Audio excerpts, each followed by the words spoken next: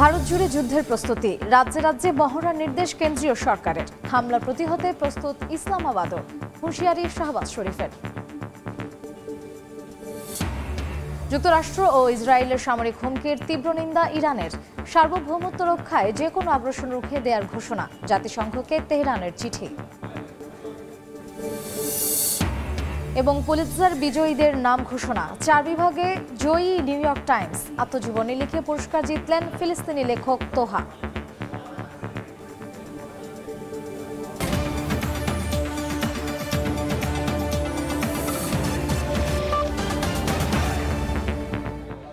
আন্তর্জাতিক সময়ের সঙ্গে আছি আমি মার্জিয়া শ্রেয়া। কাশ্মীর ইস্যুতে পাকিস্তান ও ভারতের কূটনৈতিক মহলে তীব্র হচ্ছে উত্তেজনা। বুধবার রাজ্যে রাজ্যে মহড়ার নির্দেশ দিয়েছে ভারতের কেন্দ্রীয় সরকার। ভারতের যে কোনো আগ্রাসনের বিরুদ্ধে পাকিস্তানের সশস্ত্র বাহিনী পুরোপুরি প্রস্তুত আছে বলে হুঁশিয়ারি দিয়েছেন প্রধানমন্ত্রী শাহবাজ শরীফ।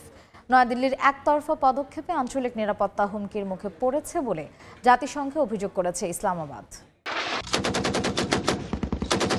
কাশ্মীরের পেহেলগামে পর্যটকদের ওপর হামলার পর থেকেই উপমহাদেশে নতুন করে শুরু হয়েছে যুদ্ধের আতঙ্ক। এই ঘটনার দায় পাকিস্তানের ওপর চাপিয়েছে ভারত। অন্যদিকে ইসলামাবাদ বলছে তারা নয়, বরং এই হামলার ব্যর্থতাকে আড়াল করতেই মিথ্যা অভিযোগ তুলছে দিল্লি। এমন অবস্থায় দ্বিতীয়বারের মতো ক্ষেপণাস্ত্র পরীক্ষা চালিয়েছে পাকিস্তান। দেশটির প্রধানমন্ত্রী শাহবাজ শরীফ হুঁশিয়ারি দিয়ে বলেন, ভারতের যে কোনো আগ্রাসনের বিরুদ্ধে পাকিস্তানের সশস্ত্র বাহিনী পুরোপুরি প্রস্তুত। একই সঙ্গে পুরো জাতি ঐক্যবদ্ধ বলেও মন্তব্য করেছেন তিনি।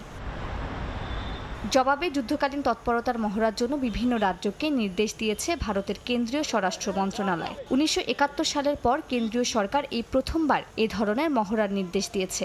একযোগে দেশটির 244 জেলায় এই মহড়া চালানো হবে। এই মহড়ায় দেখা হবে শত্রু দেশের বিমান হামলার সময় সতর্কতামূলক সাইরেন ব্যবস্থা ঠিক আছে কিনা, কিংবা রাতে হামলার আশঙ্কা রুখতে ব্ল্যাকআউট ব্যবস্থা কার্যকর অবস্থায় রয়েছে কিনা। মহড়ার আরও এক উদ্দেশ্য যুদ্ধকালীন পরিস্থিতি মোকাবেলায় বেসামরিক নাগরিকদের শিক্ষিত করে তোলা।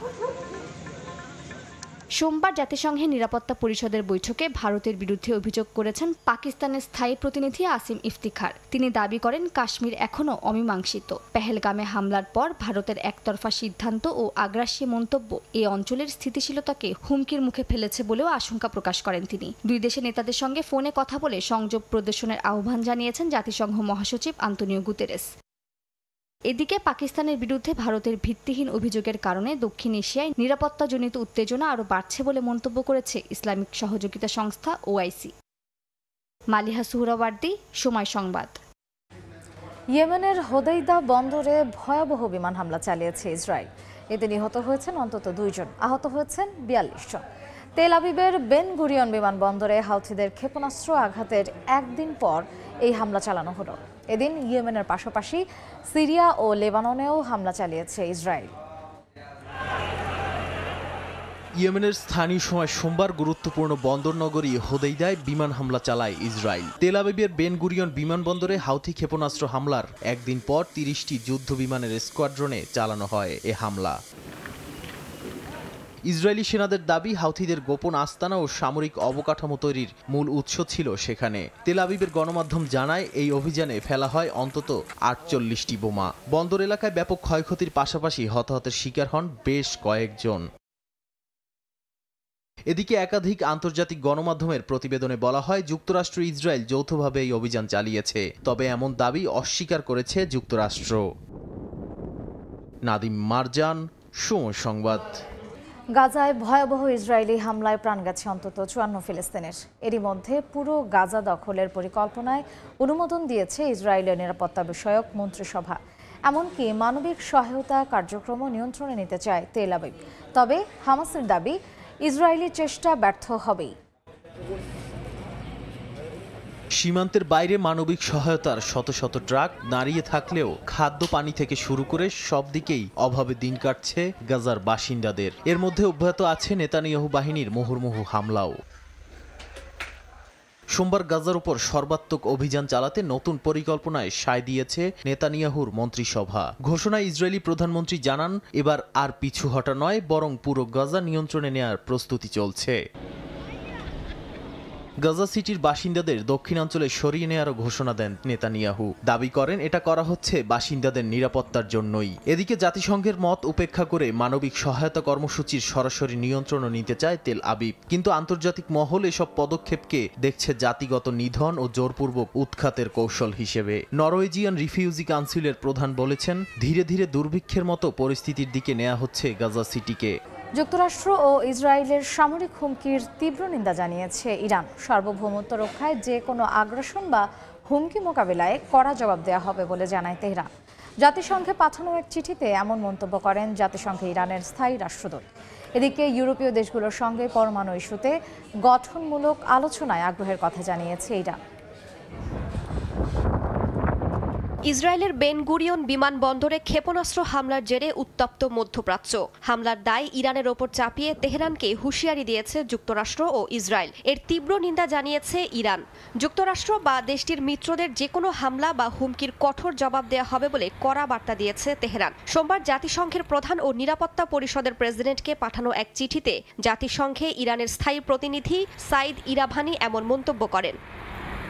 ইরাভানি স্পষ্ট করে বলেন, আন্তর্জাতিক আইনের মৌলিক নীতিমালা লঙ্ঘন করছে যুক্তরাষ্ট্র ও ইসরায়েল। দেশ দুটির কথিত হুমকি ও ইয়েমেন হামলার জন্য পুরোপুরি দায়ভার নিতে হবে তাদেরই। যুক্তরাষ্ট্রের মদদে ইসরায়েল হোদাইদা শহরে 50টির বেশি বিমান হামলা চালায় বলে অভিযোগ তেহরানের।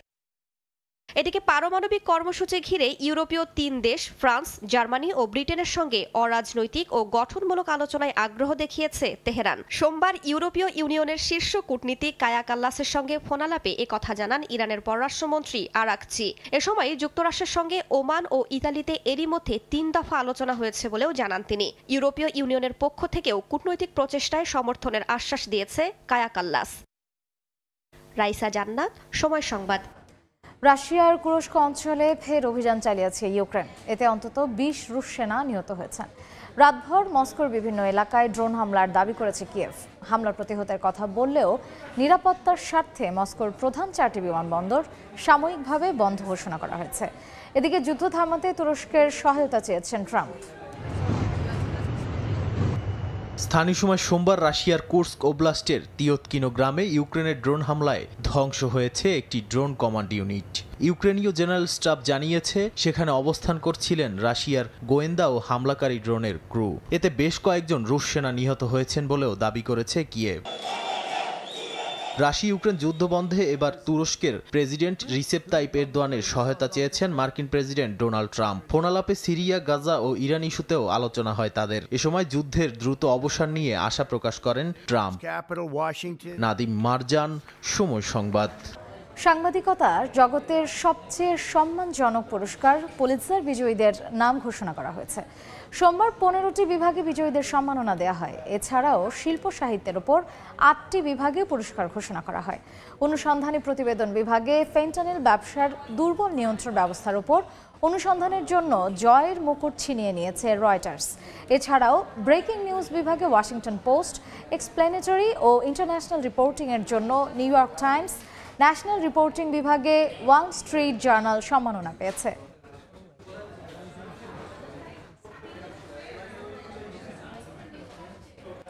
মার্কিন প্রেসিডেন্ট ডোনাল্ড ট্রাম্পের কঠোর শুল্ক নীতির প্রভাব পড়েছে খোদ যুক্তরাষ্ট্রেই। লস অ্যাঞ্জেলেসের বন্দরে আশঙ্কাজনক হারে কমেছে পণ্য আমদানি। সংশ্লিষ্টরা জানায়, চলতি সপ্তাহেই এই হার আরও অন্তত 35% কমে আসার আশঙ্কা রয়েছে। 1/4 জাহাজ আগমনের পরিকল্পনা এর মধ্যেই বাতিল হয়েছে। ফলে লোকসান হচ্ছে মালবাহী ট্রাকের ব্যবসাতেও।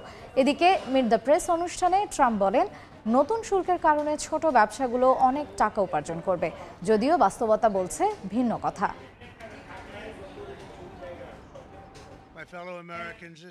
যুক্তরাষ্ট্রের নিউ ইয়র্কে হয়ে গেল ফ্যাশনের সবচেয়ে ঝলমলে রাত, মেট গালা 2025। কৃষ্ণাঙ্গ সংস্কৃতি ও পোশাক শিল্পকে শ্রদ্ধা জানিয়ে এবারের থিম ছিল superfine tailoring black style.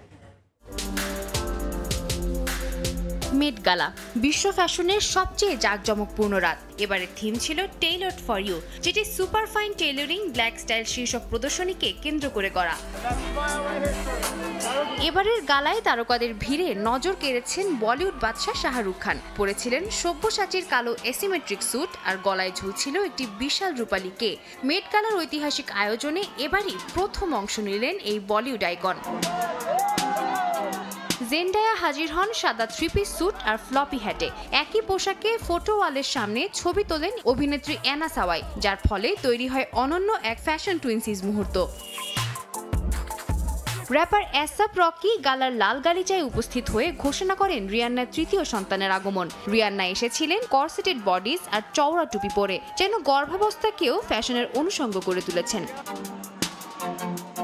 $26 million তহবিল সংগ্রহের লক্ষ্যে হওয়া এই রাতটি একদিকে যেমন ফ্যাশনের উৎসব, তেমনি ইতিহাস ও সংস্কৃতিরও প্রতিফলন, এমনটাই বলছেন সমালোচকরা। সাদিয়া তাসনিম, সময় সংবাদ। আন্তর্জাতিক সময়ের শীর্ষ সংবাদ জানিয়ে দিচ্ছি আরেকবার। ভারত জুড়ে যুদ্ধের প্রস্তুতি, রাজ্যে রাজ্যে মহড়ার নির্দেশ কেন্দ্রীয় সরকারের।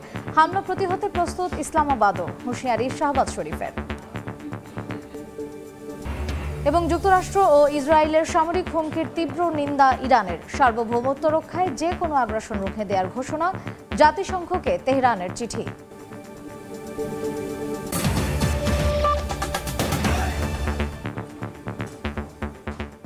এ ছিল আন্তর্জাতিক সময়ের সঙ্গেই থাকুন সময়ের।